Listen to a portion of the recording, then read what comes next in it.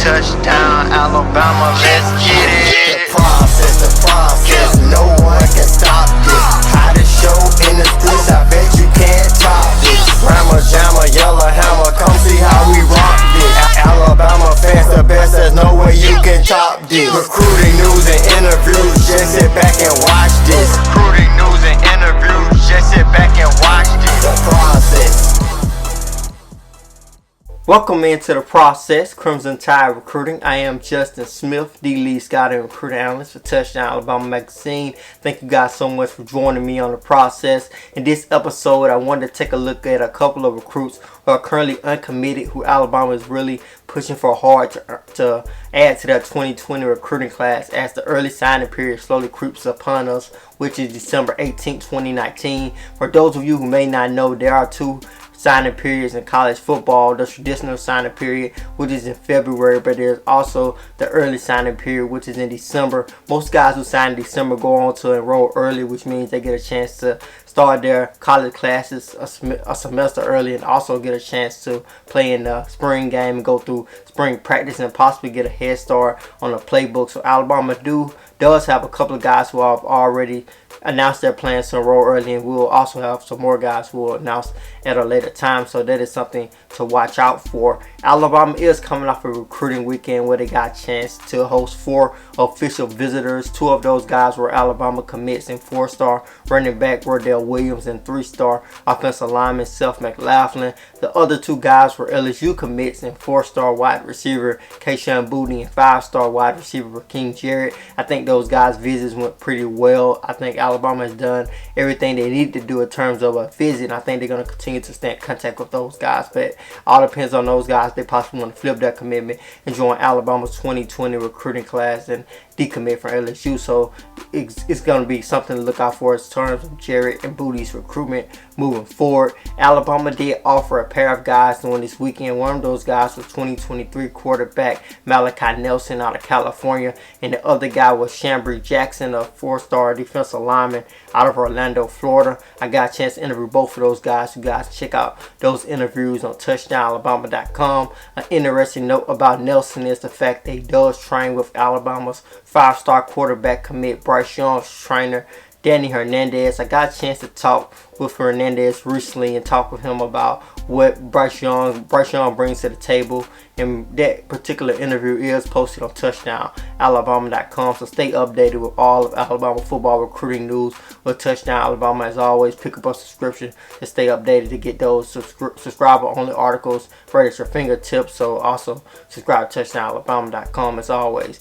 Another thing that Alabama is looking forward to as far as their recruiting efforts on the recruiting trail, they are set to host a large number of official visitors and visitors on LSU weekend. One guy who was added to the list is a 5-star wide receiver out of Florida, the number 1 wide receiver in the 2021 recruiting class, and A.G. Hall. He joins a long list of guys who will be in Tuscaloosa on LSU weekend, so that is something to look out for as well. I will provide more updates and more guys who are going to join Alabama's visitors list when it comes to LSU weekend. A couple of guys who I'm going to break down later on the show as far as Alabama still pushing for them who are currently uncommitted are taking official visits to Alabama on LSU weekend. So I'm going to break down where their recruitment stands at the moment as they're heading to their official visits to Alabama in 2 weeks. As always, to start Monday's show, I'm going to give you guys a look at Alabama's commits top 3 plays that I feel were the top 3 plays over the weekend. So with that being said, let's get the process started. Another week is down in the high school football season, which means that Alabama's commits made another week of big time plays, and this first play comes from Alabama's 4-star defensive back commit Malachi Moore in his last game as a Hewitt-Trussville Husky. Moore sits back in coverage, sees that Thompson High School quarterback is trying to go across the middle. He sees that the pass is overthrown. He picks it off and takes it all the way back to the house for the pick 6. It's his second pick 6 of the season. As I said, that was his last time as a Hewitt-Trussville Husky. I got a chance to talk with Moore after the game and discuss what it means to him to take that pick 6 back for his last time in Trussville, at Hewitt-Trussville at the Husky Stadium, and also what it means for him to play for a program like Hewitt-Trussville. This next play comes from Alabama's 4-star defensive tackle commit Timothy Smith out of Sebastian River, Florida. He's a long snapper on his play. He comes down the field after he snaps the ball. He plays his lane, knows that his gunner's going to protect the outside, so he plays his lane, which is in the middle of the field for the long snapper position. He sees the returner making a play back into the middle of the field. Before the returner can get to it, he comes, lays down a big hit. It's pretty impressive for a guy his size. I think Timothy Smith is having a pretty impressive season. I think he's one of those recruits who are currently committed to Alabama who fans have not really heard about during his senior season, but he has been pretty productive. This last play comes from Alabama's 5-star quarterback commit Bryce Young during his 5 touchdown performance against St. John's Bosco High School on Friday night. I chose this particular play not because it is the most explosive play, but I chose it because I think it shows that Young can do what Alabama wants their quarterbacks to do in their current offense under Alabama's offensive coordinator, Steve Sarkisian, with Young's quick trigger. He got the ball to his wide receiver doing in stride, and shows that he's going to get the ball to his wide receivers and let them do all of the work, which is what Tua Tagovailoa has done most of the season for Alabama. I did get a chance to hit the road this weekend, and this time I got a chance to check out Alabama's 4-star defensive back commit Malachi Moore in his last high school game for his high school, although he will go on and play in a couple of All-Star games before he enrolled early into the University of Alabama. I did get a chance to do a video interview with Moore after the game. You guys can check out that interview on Touchdown Alabama's YouTube page as well. But I got a chance to see Moore in action a lot of times before. I got a chance to see him on Friday night, and I have seen him grow from his junior end during his senior season. I know that he has grown a lot. I know he was a cornerback for most of his junior season. He has moved to safety during his senior season. I think he has really made a big impact on last season. He didn't really get to see that much action because most teams threw the ball away from him. But when he was at the safety position, you couldn't really avoid him for too long. I think he made a lot of plays this season. He grabbed a couple of interceptions and took 2 of them back to the house. So I like the growth I've seen from Moore. He's a guy who's going to stay in the gym. He took on the challenge of playing on 7-on-7 when he was uncomfortable playing at first, and I think that really improved his footwork heading into his senior season. So I was impressed in terms of Moore's growth when I got a chance to see him in action for the last time. I think he has really grown as a defensive back during his senior season. I know he has a long way to go, and Nick Saban is going to work closely with the defensive backs and work closely with Moore to get him better and better at the next level. As I said, he will enroll early into the University of Alabama and sign early in December and enroll in January. Alabama's 2020 recruiting class currently stands at 23 commits at the moment, with the commits that they currently have verbally committed. I know they're going to try to finish the 2020 recruiting cycle very strong, and a couple of their prospects are still on the board, are not verbally committed to any other school. So those are the guys I'm going to break down today and give you guys a quick update and a quick look into their recruitment at the moment. The first guy up at the top of Alabama's board probably is the 5-star defensive end target out of Columbia, South Carolina, Jordan Burgess. Some of you guys may know, or some of you guys may have seen. I did get a chance to travel to Columbia, South Carolina earlier in the season to see Burgess in action, and he is always hyped up to be. This guy is a very talented kid. I know a lot of people compare him to the great South Carolina defensive end that have been produced by the state, such as Jadeveon Clowney. I think he really rises up to that stature when you look at him. He's just a kid who's very athletic. Heyman High School likes to use him in various ways, including at the wide receiver position, the slot wide receiver position, giving the ball outside to see what he can do.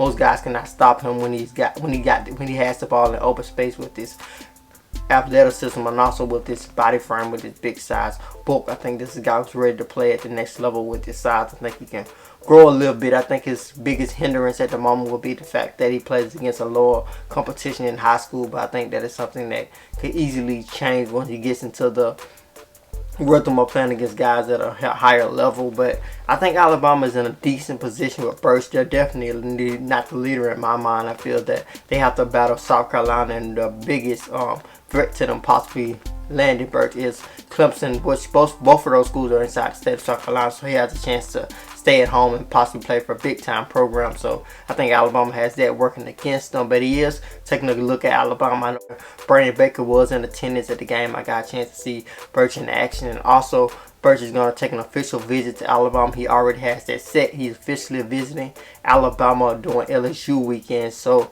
Alabama's going to have Jordan Burch on the campus, and I know that atmosphere in South Bryant-Denny Stadium is going to be crazy when they take on LSU, which should be a #1 versus #2 matchup when they take on each other on inside Bryant-Denny Stadium. I think Burch is going to get a really good shot of what he could possibly do at Alabama, possibly playing in those big time games. And if Alabama really wants to make a push for him, that official visit is going to be huge for them to possibly be in a greater place to possibly knock off South Carolina and Clemson for Burch. 5-star running back Zachary Evans out of North Shore High School in Houston, Texas. I know Alabama hosted him for an unofficial visit during the Tennessee game. He is fresh off an official visit to LSU on last weekend. I think that LSU, Texas A&M, and Georgia are currently other teams are really pushing for really pushing for Evans. I think that this is a recruitment that's going to come down to the wire. I think that Evans is really going to test out all of the teams who are pushing for him, and I think this is a recruitment that's really going to be tested. One of those recruitments that are going to have a lot of ups and downs to them. I think Alabama really wants to land Evans, and I think he really possibly wants to play with this offensive lineman teammate and Damian George, who Alabama currently has verbally committed. He has said on record that he wants to come on and play with George, and they are a package deal. But I think Evans really wants to test out all the waters, and Alabama does have space for him. I think Alabama will take him if he chooses to commit to Alabama. They most definitely will take him and add 3 running backs to the 2020 recruiting class. They would think they really racked up in a spot that most people probably didn't expect them to rack up at. But when you look at the troubles that they did have at the running back, or they do have at the running back position during it earlier in the season when Najee Harris got suspended for a half, I think they kind of showed that they had a little bit of lack of depth at the position. I think Alabama really wants to add on 3 guys now in the 2020 recruiting class, and Zachary Evans would be a nice touch to add on with 4-star running back Wardell Williams and 4-star running back Kyle Edwards. But as I said, this is a recruitment that's going to go up and down before it ends.